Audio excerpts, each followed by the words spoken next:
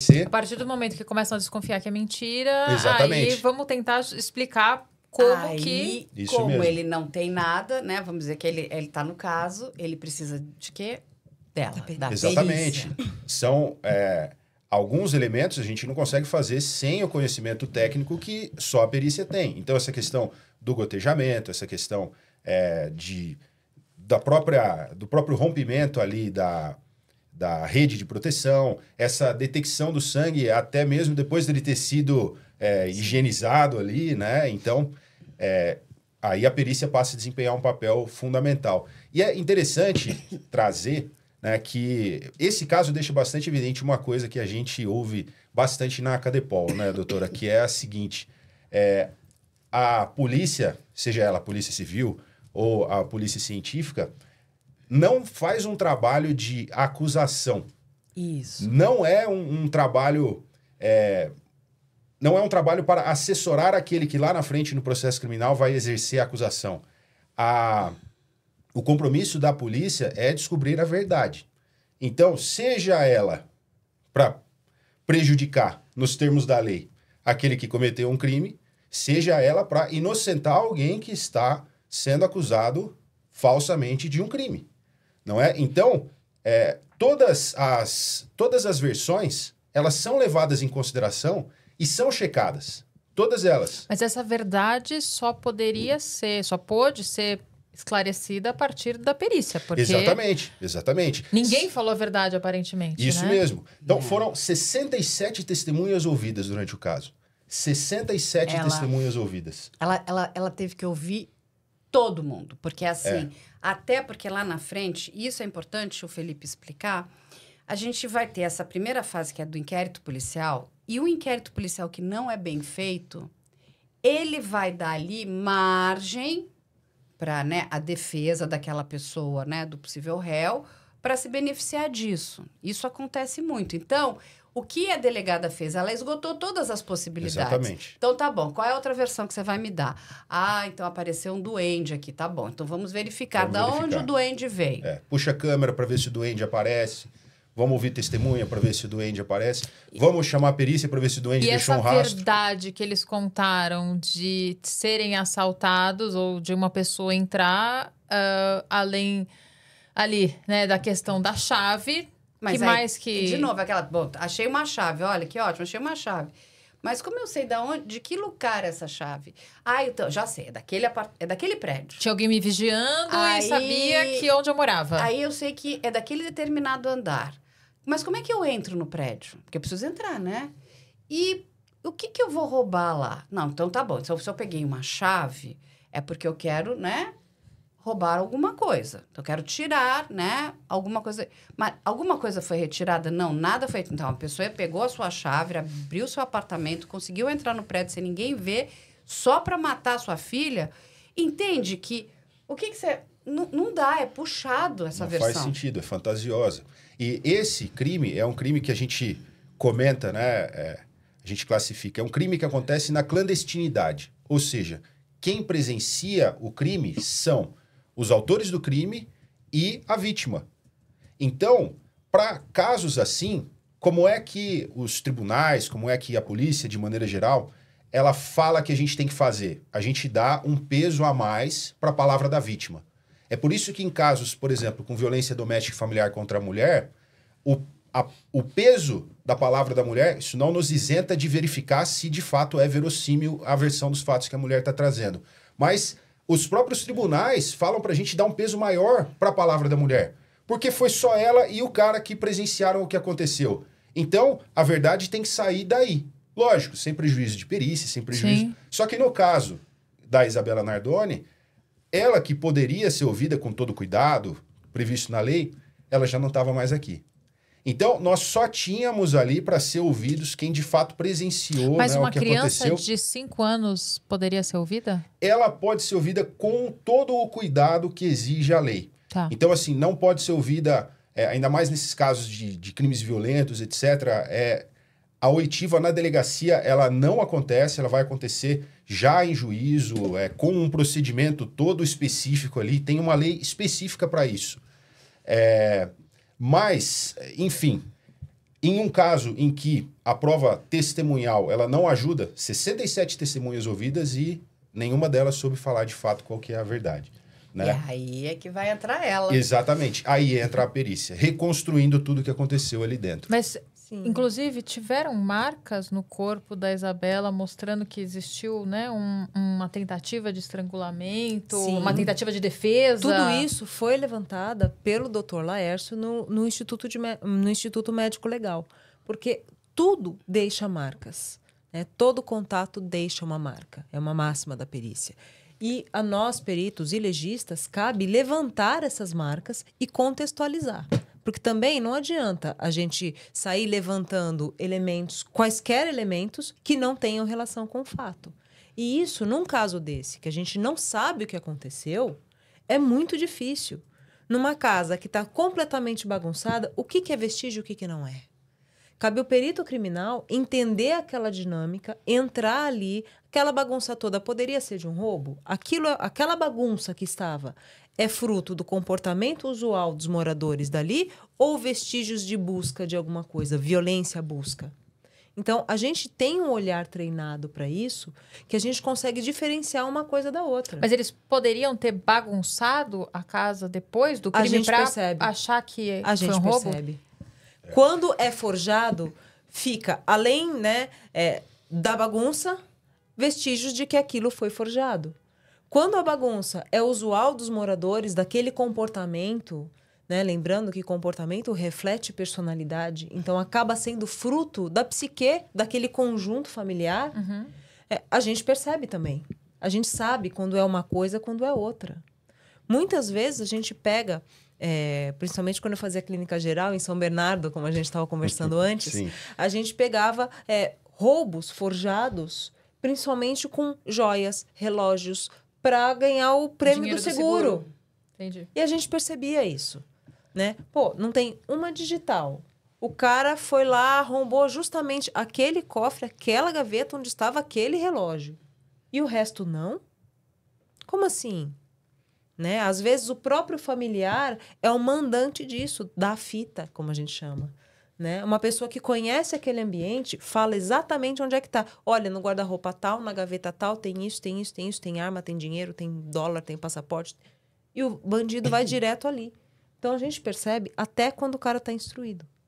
Né? Quanto mais planeja, pior fica. E aí, uma coisa que a Alessandra pode explicar também é que eles vão recolher, né, vestígios de digital ali da porta, porque se entrou essa pessoa, vamos dizer assim, Vai ter uma digital. essa terceira pessoa adulta, ela deve ter entrado e ela tocou. A gente toca aqui, ó, tô tocando aqui, tô deixando a minha digital, né? Peguei no copo, pegou na maçaneta. Então, assim, foi recolhido uma quantidade bastante grande de digitais que só chegavam neles.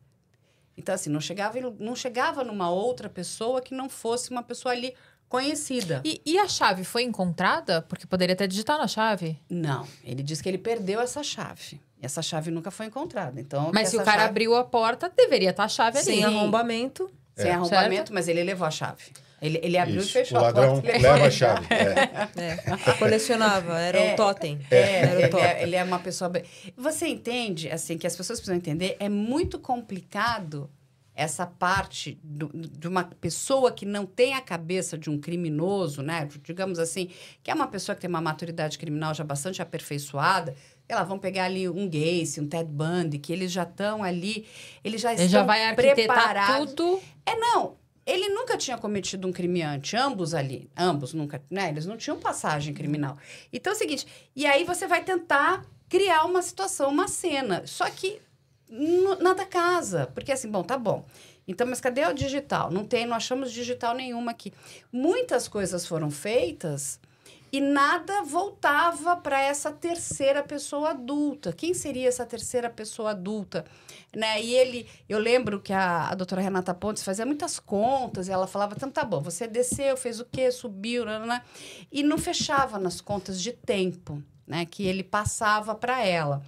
E é uma tática da polícia também, é uma técnica, que é o seguinte, tá bom, como é que é? O Felipe pode explicar. Você vem, a gente vai te fazer perguntas, não é isso? Depois vai te chamar de novo.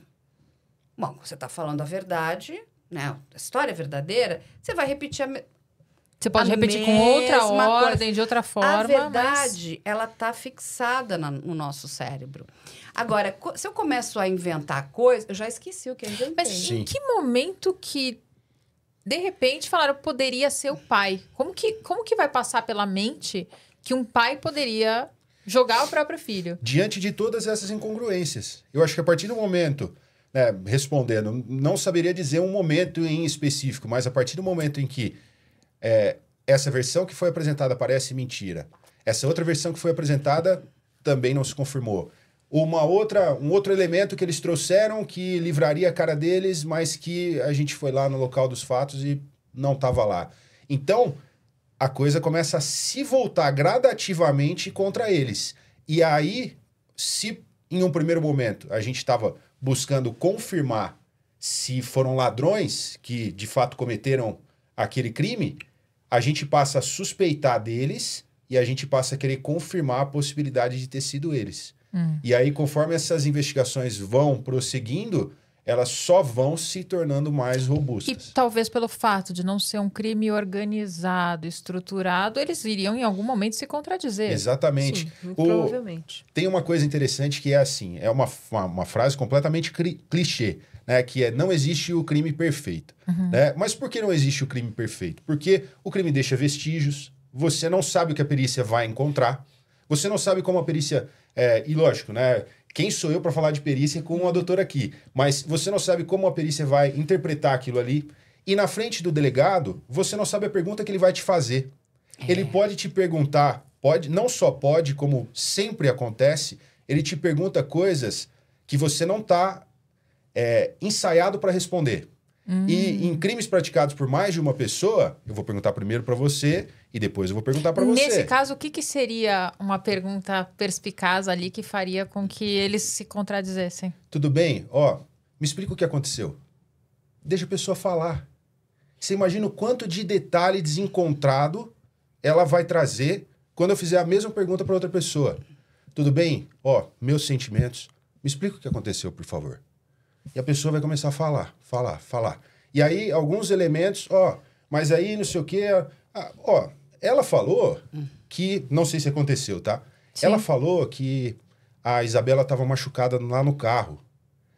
Ou então ela falou que... Ela não falou nada que estava machucada no carro. Você está falando. Aí você vai ouvir ela de novo. Escuta, ela estava machucada no carro? Não estava. Vai sendo tentativas mas de hipóteses e perguntado, e aí de acordo com eles... Exatamente. Alguns elementos que se a gente passa a descobrir o que de fato aconteceu, e aí você passa a perguntar para a pessoa e ela mente, poxa, os holofotes vão se voltando para ela, né? E aí, no meio disso tudo, começam a chegar as informações da perícia. Porque a gente está olhando agora em retrospectiva. Mas Isso. agora parece tudo muito lógico, Isso. tudo muito óbvio. Mas na hora que a coisa acontece, que a gente não tem ideia do que aconteceu, a perícia não está ouvindo o que o delegado está ouvindo. Isso. A perícia ela não está enviesada. A gente é chamado para o local de crime, veio queda acidental, endereço tal. E nisso o delegado está correndo, com as oitivas, com as informações, com as câmeras de segurança. A gente não está se falando. Sim.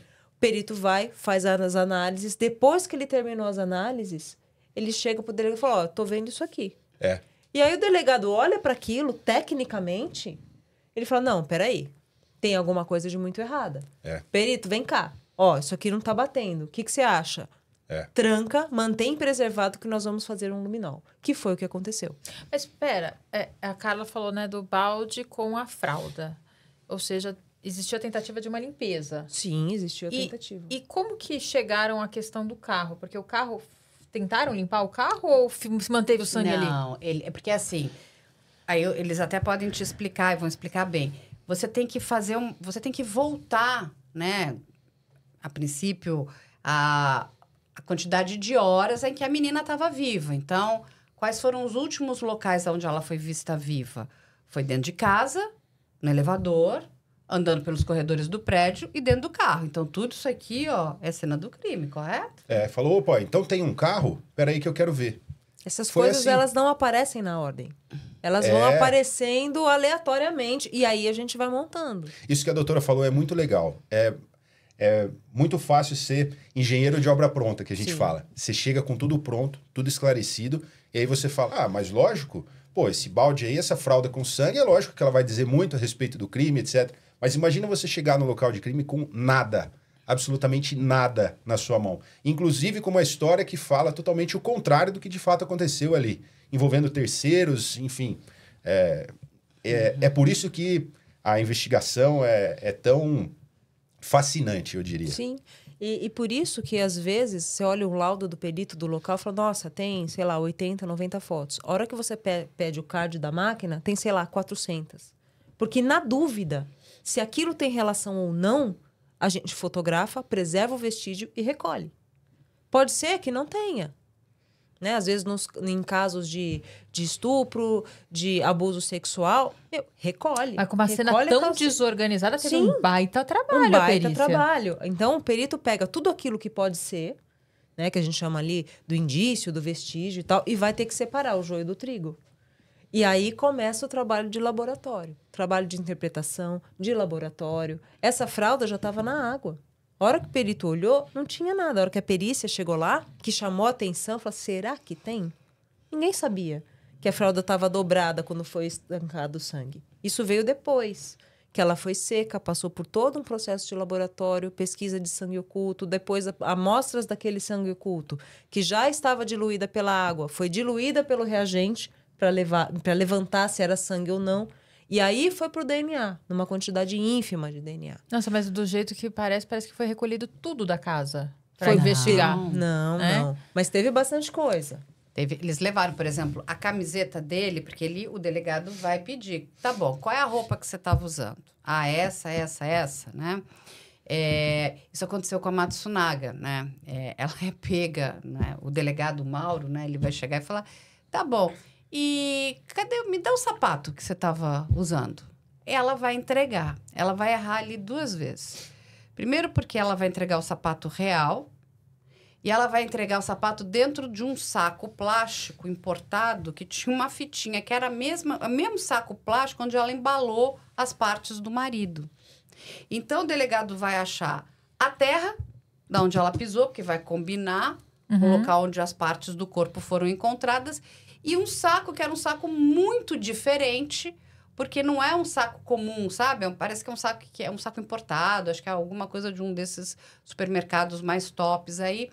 Então, ele chamou... Opa, mas é a mesma fitinha colorida que tinha no saco com a cabeça, entendeu? Com as partes do Marcos.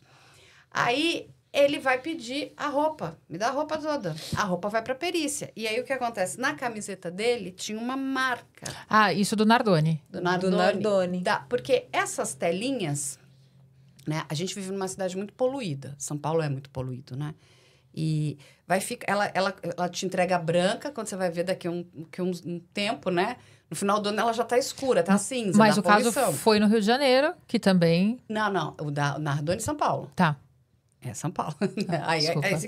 Aí ela vai bater aqui ele vai tentar, né? Porque quando ele vai jogar a menina... Ele pressiona, né? E aí ela pressiona. A marca da camiseta... vai ficar aqui, ó.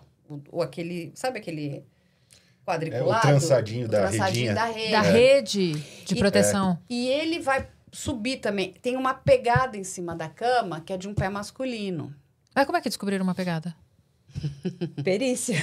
Mas o que é uma pegada de sangue? De sujeira. Sujeira. Uma sujidade. Ficou a sujidade ali, uma pegada masculina. Porque para acessar a rede e jogar a menina, ele precisou subir ali naquela cama.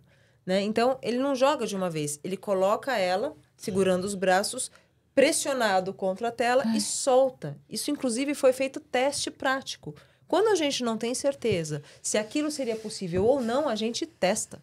A gente pega as condições mais próximas possíveis. Até foi feito com uma pessoa com a mesma condição física dele, mesma compleição, usando o mesmo peso que a Isabela teria. Você diz altura, peso, compleição física. E aí, as marcas foram semelhantes. Isso foi feito. Né? Inclusive, tem uma foto, que é uma foto que está muito bem feita pela fotógrafa, que ela pegou uma foto de cima para baixo da janela, né? Do buraco mesmo, de onde ela foi jogada, que dá para ver o esfregaço das mãos da Isabela na parede do prédio. Essa foto tá muito bem feita. Muito bem feita. É porque a fotógrafa do caso é uma fotógrafa, assim, muito experiente e muito boa. Tanto que dá para ver, né, que uma das mãozinhas, ela vai, que eles chamam de varrer, né, o esfregaço. Esfregaço. Vai tirar a sujeira, porque, de novo, a poluição do prédio, apesar de ser um prédio novo, então você vai ter isso aqui. E tem uma coisa interessante que o Felipe também pode explicar, que é essa reconstituição. Eles não aceitam fazer a reconstituição.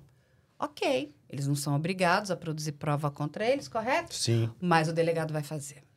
sim. Eles fazem parte da reconstituição. Não, eles não fazem, eles se recusam. Isso é, de certa forma, até discutível, porque, enfim, dizem que você pode se recusar a produzir provas contra você mesmo, mas você não pode se recusar a participar da produção de provas em que você adote uma postura passiva, simplesmente estar ali. Mas, de qualquer forma, é legítimo que se recusem. Mas a reconstituição pode acontecer da mesma forma, comprovando, buscando se comprovar ou não aquilo que aconteceu. E foi bastante interessante, como a doutora disse, que eles fizeram uma boneca mesmo, em tamanho real, com o mesmo peso, né? E isso foi utilizado. Então, eles verificaram todas as possibilidades, buscaram ali reconstituir mesmo, né? Vamos fazer de novo, vamos ver se isso... vamos tentar reproduzir aquilo que aconteceu quando dos fatos, para ver se tem algum furo no nosso raciocínio, né? Para ver se, sei lá, algum elemento aí da física, né? Não, jogaram a boneca e foi verossímil o que aconteceu, lançaram de novo a boneca, chegaram a lançar a boneca para baixo da janela e, de fato, o que havia sido apurado se confirmou. Então, a reconstituição ela veio para, de fato, trazer ainda mais verossimilhança para aquilo tudo que já estava sendo apurado.